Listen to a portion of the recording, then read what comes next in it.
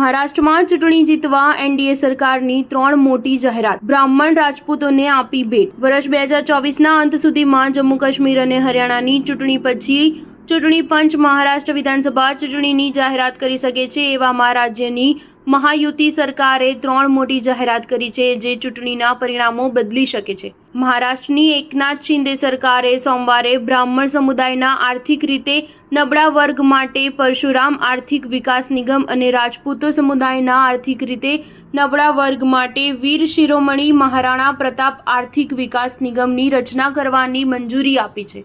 બંને નિગમ માટે કેબિનેટે 50-50 કરોડ રૂપિયાની ફાળવણી કરી છે જેથી આ વર્ગ માટે કૌશલ્ય વિકાસ અને સ્વરોજગારની તકો ઊભી કરીને તેમને આર્થિક સહાય કરી શકાય।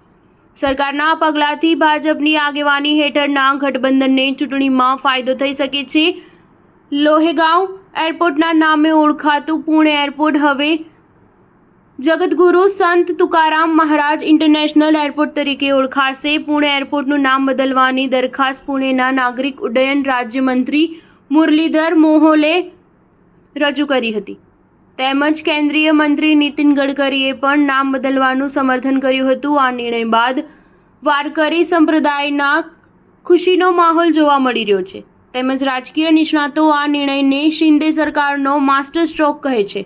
મહારાષ્ટ્ર કેબિનેટે બાંદ્રામાં ક્રિકેટર અજિંક્ય રહાણેને સ્પોર્ટ્સ કોમ્પ્લેક્સ બનાવવા માટે 2000 ચોરસ મીટર જમીન 30 વર્ષ સુધી લીઝ પર આપવાની મંજૂરી આપી છે। આ જમીન સુનિલ ગાવસ્કરની એકેડમી માટે ફાળવવામાં આવી હતી જે વર્ષ 2022માં રાજ્ય સરકારને પરત કરવામાં આવી હતી। હવે રહાણેના પ્રસ્તાવને મંત્રી પરિષદે મંજૂરી આપી દીધી છે। સ્ટાર ન્યૂઝ 7 હંમેશા સચ્ચાઈની સાથે।